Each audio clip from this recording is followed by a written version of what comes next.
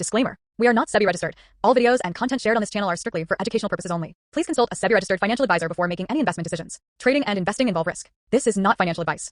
Hello friends, എല്ലാ കൂട്ടുകാർക്കും S K trading സോണിലേക്ക് സ്വാഗതം. ഇന്ന് കുറച്ച് ലേറ്റായി നമ്മൾ വീഡിയോ ചെയ്യാൻ, ചെറിയൊരു ബിസി ആയിരുന്നു.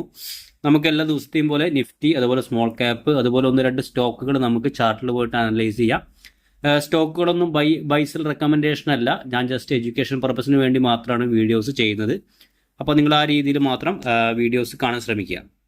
ഓക്കെ, നമുക്ക് നിഫ്റ്റിയുടെ ചാർട്ടോട്ട് വന്നു കഴിഞ്ഞാൽ നിഫ്റ്റി ഒന്ന് 25,000 മുകളിൽ ഇന്ന് സസ്റ്റെയിൻ ചെയ്തിട്ടുണ്ട്. നമ്മൾ ഇന്നലെ പറഞ്ഞിരുന്നു അതിന് മുകളിൽ സസ്റ്റെയിൻ ചെയ്താൽ നന്നായിരിക്കും എന്നുള്ളത്. ഏകദേശം അതേ റേഞ്ചിൽ സസ്റ്റെയിൻ ചെയ്യുന്നുണ്ട്. അതുപോലെ തന്നെ ഒരു 50 EMAയുടെ മുകളിലാണ് ഇപ്പോൾ നിഫ്റ്റി ട്രേഡ് ചെയ്യുന്നത്. അപ്പോൾ അതൊരു ബുള്ളിഷ് മൂവ്മെൻ്റ് ആണ് നമുക്ക് കാണാൻ പറ്റുന്നത്. പൊതുവെ ഒരു 50 EMAയുടെ മുകളിൽ സസ്റ്റെയിൻ ചെയ്ത് കഴിഞ്ഞാൽ വളരെ നല്ലതാണ്. സ്റ്റോക്കല്ല, ഇൻഡെക്സ് മേലോട്ട് പോകാനുള്ള സാധ്യത വളരെ കൂടുതലാണ്. ഇനി അടുത്തൊരു റെസിസ്റ്റൻസ് വരുന്നത് ഏകദേശം ഈ 25,200 ആ റേഞ്ചിലാണ്. ഇപ്പോൾ അടുത്തൊരു റെസിസ്റ്റൻസാണ് നിഫ്റ്റിയിൽ വരുന്നത്. അത് ബ്രേക്ക് ചെയ്ത് കഴിഞ്ഞാൽ പിന്നെ അടുത്ത റെസിസ്റ്റൻസ് നമ്മൾ പറഞ്ഞ പോലെ 25,600, 700 ആ ഒരു റേഞ്ചിൻ്റെ ഉള്ളിലായിരിക്കും അടുത്തൊരു റെസിസ്റ്റൻസ് വരുന്നത്. അപ്പോൾ കുഴപ്പമില്ല. നമ്മുടെ നിഫ്റ്റിയുടെ ചാർട്ട് നോക്കുമ്പോൾ ഒരു ബുള്ളിഷ് ആയിട്ടുള്ള റിവേഴ്സൽ പോലെ കാണുന്നുണ്ട്. അതുപോലെ നമുക്ക് സ്മോൾ ക്യാപ്പിൻ്റെ ചാർട്ടിലോട്ട് പോവാം. സ്മോൾ ക്യാപ്പ് എന്നൊരു 54 പോയിന്റിൻ്റെ മേലോട്ടാണ്. 54 പോയിന്റ്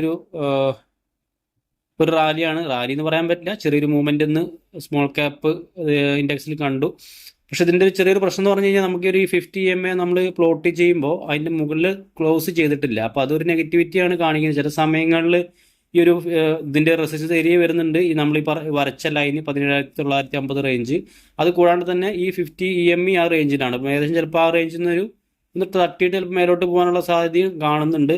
എന്തായാലും മാർക്കറ്റിൻ്റെ ഓരോ സ്ട്രെച്ച് നോക്കുമ്പോൾ ഒരു റിവേഴ്സൽ പാറ്റേൺ പോലെ കാണുന്നുണ്ട്. നമുക്ക് വെയിറ്റ് ചെയ്യാം. ചിലപ്പോൾ 1-2 ചെറിയ സെല്ലിങ്, ചെറിയൊരു കൺസോൾട്ടേഷൻ വന്നിട്ട് മേലോട്ട് പോകാനും സാധ്യത ഉണ്ട്.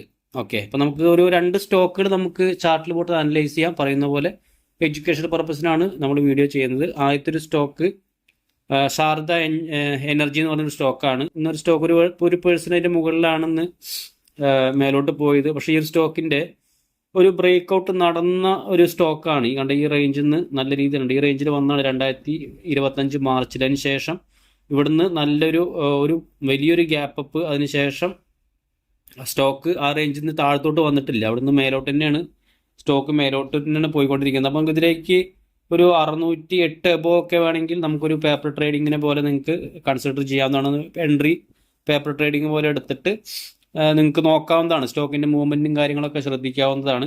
അതുപോലെ സ്റ്റോപ്പ് ലോസ് ഒക്കെ നമുക്ക് ഇതിനൊരു ചെറിയൊരു ഈ റേഞ്ച് നോക്കുകയാണെന്ന് അതിൻ്റെ ഇപ്പോൾ ഒരു എൻട്രി റേഞ്ച് എന്ന് പറഞ്ഞാൽ 608 ആണ്. അപ്പോൾ ഈ ഒരു സ്റ്റോപ്പ് ലോസ് നമുക്ക് ഈ റേഞ്ച് സ്റ്റോപ്പ് ലോസ് വയ്ക്കാം. അതൊരു 7% സ്റ്റോപ്പ് ലോസ് നമുക്ക് ഇതിൽ വരുന്നുണ്ട്. പക്ഷെ അത് നമുക്ക് അതുപോലെ തന്നെ ഒരു 10% ടാർഗറ്റൊക്കെ നമുക്കിതിലേക്ക് ഈസി ആയിട്ട് എടുക്കാവുന്നതാണ്. അപ്പോൾ ഒരു 7% സ്റ്റോപ്പ് ലോസ്, ഒരു 10% ടാർഗറ്റും വെച്ചിട്ട് നമുക്ക് ഈ ഒരു സ്റ്റോക്ക് ഒരു എഡ്യൂക്കേഷൻ പർപ്പസിന് വേണമെങ്കിൽ ഒന്ന് വാച്ച് ലിസ്റ്റിൽ ആഡ് ചെയ്യാവുന്നതാണ്. അതുപോലെ രണ്ടാമതൊരു stock Motilal Oswal fin limited എന്ന് പറഞ്ഞൊരു സ്റ്റോക്കാണ്. ഓക്കെ, ഈ ഒരു സ്റ്റോക്കിൻ്റെ ചാർട്ടോട്ട് വന്നു കഴിഞ്ഞാൽ അതിൻ്റെ ഒരു ട്രെൻഡ് ലൈൻ ബ്രേക്ക് ഔട്ടാണ്. ഈ ഒരു സ്റ്റോക്കാണ് നോക്കി കഴിഞ്ഞാൽ അറിയാം നല്ലൊരു ട്രെൻഡ് ലൈൻ ബ്രേക്ക് ഔട്ട് നടന്നുണ്ടെന്ന്. ഇന്നാണെങ്കിൽ ആ ഒരു സ്റ്റോക്ക് ഇന്നലെ തന്നെ ട്രെൻഡ് ലൈൻ ബ്രേക്ക് ഔട്ട് നടന്നുണ്ട്. അതിന് ശേഷം ഇന്നത്തെ ചെറിയൊരു ഡോജി ക്യാൻഡിലാണ്. മാർക്കറ്റിന് ഇങ്ങോട്ട് പോകണം എന്നറിയാത്ത ഒരു ക്യാൻഡിലാണ് ഡോജി ക്യാൻഡിൽ എന്ന് പറയുന്നത്.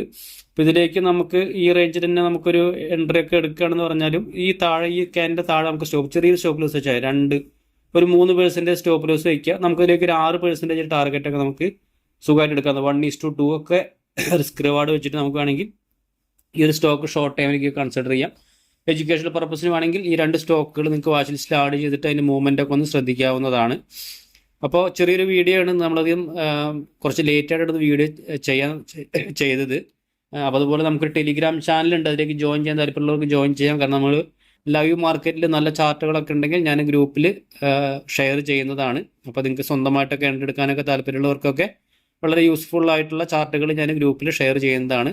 അപ്പോൾ അത് വേണ്ടവർ ഗ്രൂപ്പിൽ നിന്ന് ജോയിൻ ചെയ്യാവുന്നതാണ്. Okay friends, thank you.